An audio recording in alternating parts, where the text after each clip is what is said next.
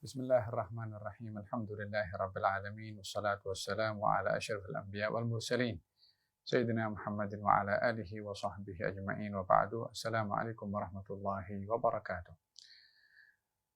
Bahagian daripada sunnatullah di atas muka bumi ini untuk menguji kepada seluruh hamba-hambanya. Di sebalik ujian, di sebalik dugaan, ada hikmah yang dikehendaki oleh Allah Subhanahu wa taala. Imma untuk mengangkat derajat orang-orang yang beriman, imma untuk menginsafkan orang-orang yang jauh daripada kebenaran, tergelincir kepada perbuatan maksiat, atau ianya adalah merupakan satu hukuman daripada Allah Subhanahu wa taala. Di dalam Al-Qur'anul Karim Allah Subhanahu wa taala berfirman, "Wa lanabluwannakum bisyai'in minal khaufi wal-ju'i wa naqsin minal amwali wal anfusi was samarat wa basyirus sabirin alladzina idza asabathum musibatun qalu inna lillahi wa inna ilaihi raji'un ulaika 'alaihim shalawatu min rabbihim wa rahmah wa ulaika humul muhtadun." Kami Allah pasti akan menduga kepada kamu semua bisyai'in minal khauf, dengan sedikit daripada perasaan takut, kurang harta, kurang nyawa, yakni meninggal dunia, dan kurang kepada buah-buahan. Sampaikan kabar gembira kepada orang yang bersabar, yaitu mereka yang bila mana ditimpa dengan musibah, mereka mengatakan inna lillahi wa inna ilaihi raji'un. Bagi mereka salawat dari Allah, rahmat daripada Allah, dan mereka tergolong daripada orang-orang yang mendapat hidayah. Dengan demikian, dugaan, ujian terkadang membawa kebaikan, terkadang sebaliknya. Allah Subhanahu wa taala berfirman di dalam Al-Qur'anul Karim, Alif Lam Mim, ahasiban nasu ayyutraku ayyaqulu amanna wa hum la yuftanun wa laqad fatanna alladhina min qablihim falaya'lamanna Allahu alladhina sadaqu wa laya'lamanna al-kadhibin. Adakah manusia menyangka bahwasanya mereka dibiarkan untuk mengatakan kami beriman tanpa diduga, tanpa diuji, tanpa dicoba oleh Allah Subhanahu wa taala?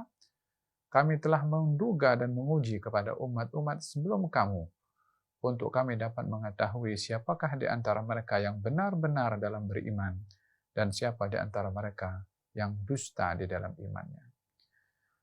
Menyikapi wabak corona yang terjadi dan merisaukan kepada semua umat manusia di mana saja mereka berada dan merebak hampir ke semerata tempat di atas muka bumi ini. Ianya adalah memberikan kepada kita satu risalah, satu message, peringatan daripada Allah Subhanahu wa taala.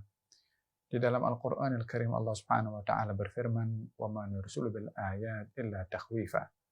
Sesungguhnya kami ini tidaklah mengirimkan tanda-tanda, peringatan-peringatan, melainkan takhwifah, untuk agar supaya manusia takut kepada Allah Subhanahu wa taala. Ya, agar supaya manusia takut kepada Allah. Karena bumi ini buminya Allah. Tempat ini miliknya Allah. Pentadbir utama adalah Allah. Dan Allah ada ghairah kepada apa yang dimiliki dan dipunyai oleh Allah Subhanahu wa taala. Bila mana bumi ini dipunyai, dimiliki, dicipta oleh Allah, maka tentunya Allah berkehendak yang baik untuk bumi ini bagi penduduk dan penghuni bumi. Bila mana penghuni bumi menyalahguna daripada kekuasaannya, ekonominya, pentadbirannya, muamalahnya dengan sesama makhluk Allah, bahkan kepada seluruh al-kaun, kepada alam ini, bila mana berlaku salah guna, maka di sini Allah Subhanahu wa taala sebagai pemilik utama kepada bumi ini akan menghantarkan pesanan-pesanan agar supaya mereka kembali kepada Allah. وَلَنُذِيقَنَّهُمْ مِنَ الْعَذَابِ الْأَدْنَى دُونَ الْعَذَابِ الْأَكْبَرِ لَعَلَّهُمْ يَرْجِعُونَ.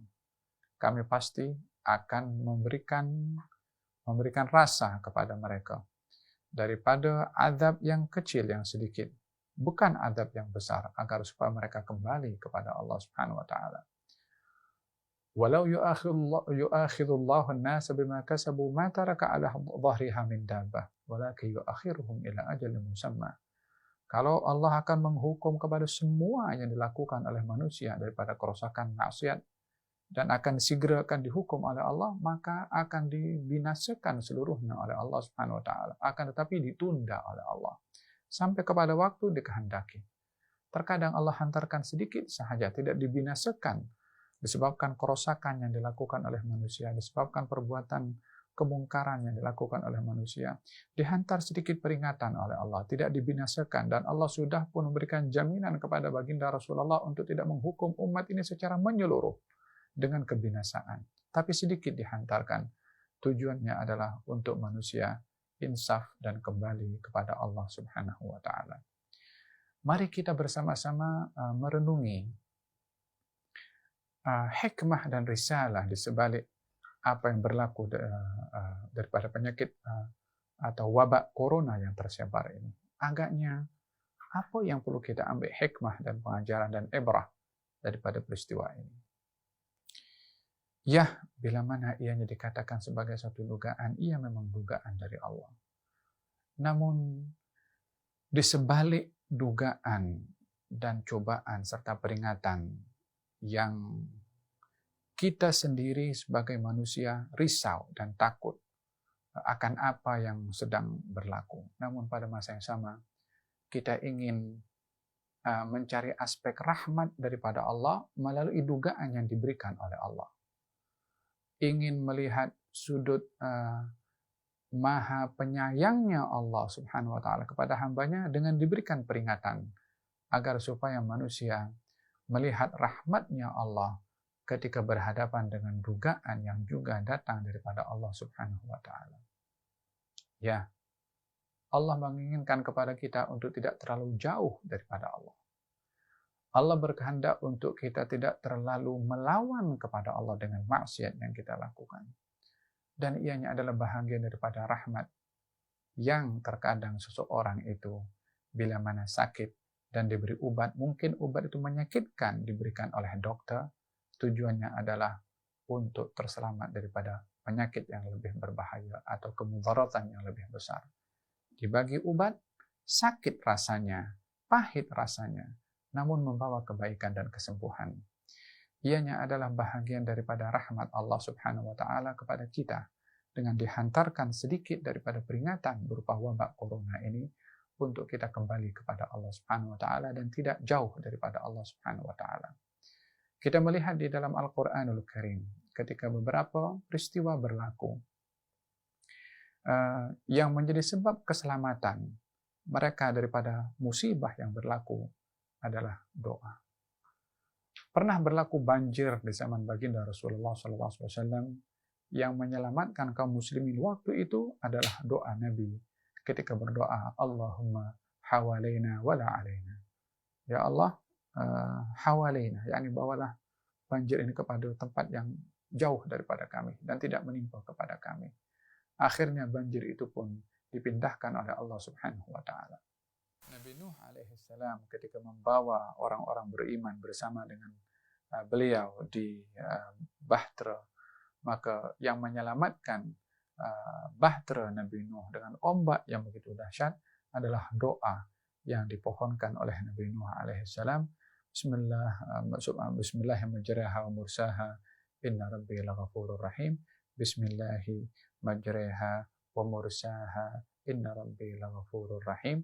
Doa inilah yang menjadi sebab keselamatan Nabi Nuh bersama dengan orang-orang beriman daripada bala yang menimpa pada waktu itu.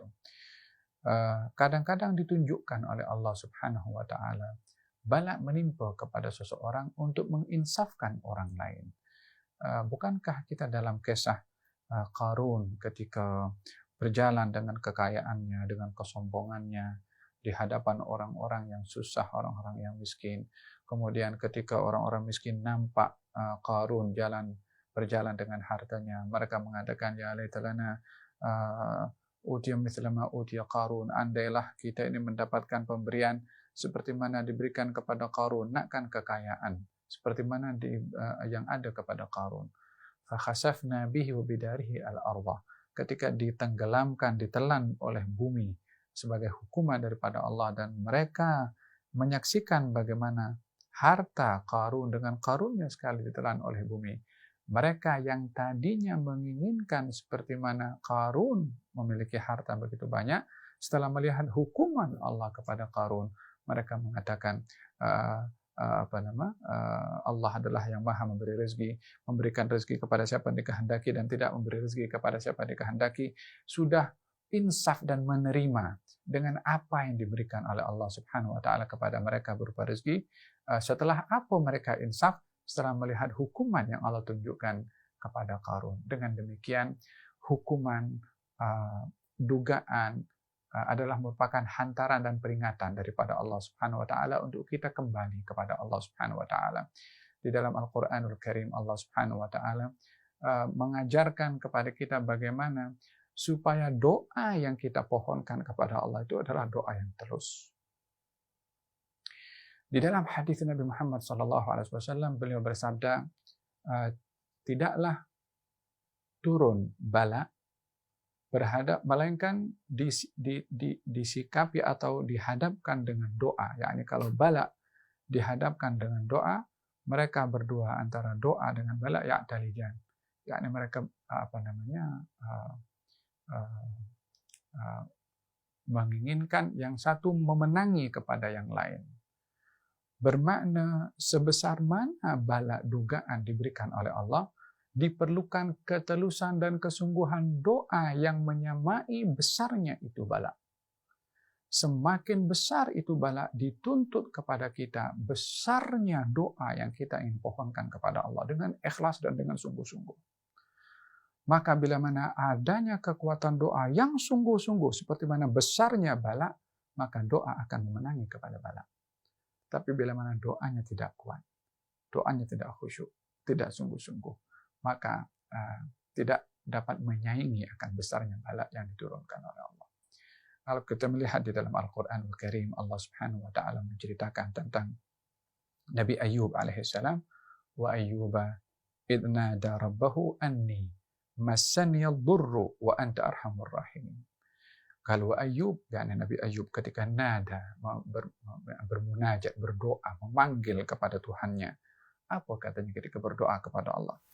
Anni massani ad-durru, telah menyentuh kepada aku ad-durr, bahaya, musibah.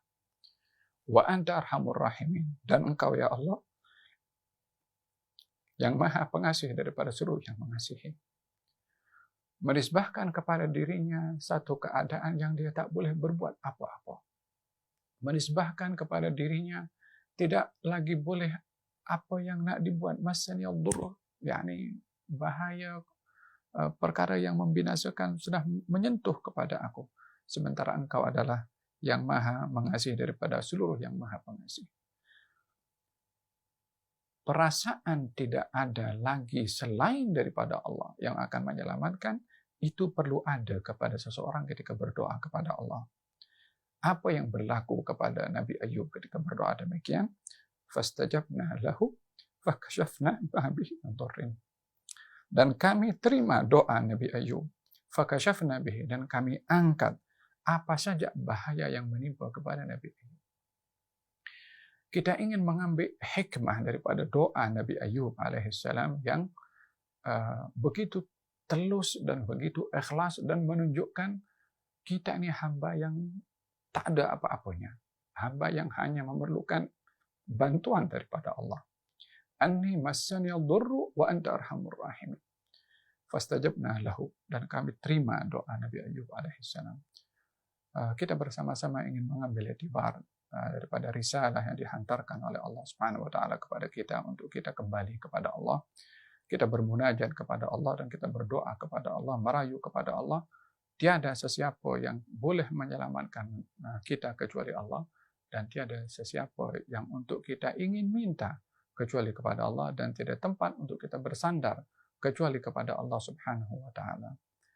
Kita berdoa kepada Allah Subhanahu wa taala, moga-moga Allah Subhanahu wa taala lindungi kita semua daripada wabak corona dan wabak-wabak yang lainnya. Dan Allah lindungi hati kita daripada sifat keras, sehingga tidak memiliki rasa takut kepada Allah, tidak memiliki keinginan untuk insaf. Mudah-mudahan Allah jauhkan sifat itu daripada hati kita. Dan mudah-mudahan Allah Subhanahu wa taala lembutkan hati kita untuk kita insaf, untuk kita kembali kepada Allah, untuk kita bertaubat kepada Allah. untuk kita ketuk pintunya Allah Subhanahu wa taala agar supaya Allah lindungi kita semua dan lindungi umat Islam di Malaysia dan lindungi umat Islam di mana saja mereka berada dan lindungi umat manusia di mana saja mereka berada, apapun agamanya, apapun latar belakangnya. Moga-moga Allah Subhanahu wa taala memberikan keinsafan kepada kita semua untuk kembali ke jalan yang benar. Untuk istiqamah di jalannya Allah Subhanahu wa taala. Untuk menjadikan hubungan kita dengan Allah adalah dengan kebaikan, dengan insaf dan juga dengan taubat kepada Allah Subhanahu wa taala. Dan kita merayu kepada Allah Subhanahu wa taala, moga-moga Allah Subhanahu wa taala angkat bala dan wabah ini daripada kita insyaallah. Dan moga-moga dengan kesungguhan setiap kita berdoa, bermunajat kepada Allah Subhanahu wa taala, khususnya di waktu malam, menangis di hadapan Allah, menyeru memanggil nama Allah Subhanahu wa taala dengan sungguh-sungguh dan tulus. Moga-moga Allah Subhanahu wa taala dengan seruan kita akan mengangkat wabah ini insyaallah. Dan moga-moga dengan ketelusan seperti mana telusnya doa Nabi Ayub ketika mengatakan inni massani yadurru rabbi inna wa ayyuba idh nada rabbahu anni massani yadurru wa anta arhamur rahimin. Ya Allah, qad massana ad-durra wa anta arhamur rahimin farhamna ya rabbal alamin. Ya Allah, telah kemudaratan banyak menimpa kepada kami semua dan Engkau adalah yang Maha Pengampun, Maha Penyayang. Angkatlah wabah ini, angkatlah kemudaratan ini ya rabbal alamin. Moga-moga Allah Subhanahu wa taala lindungi kita semua. Amin ya rabbal alamin. Wa sallallahu ala sayyidina Muhammadin wa ala alihi wasallam. Walhamdulillahi rabbil alamin.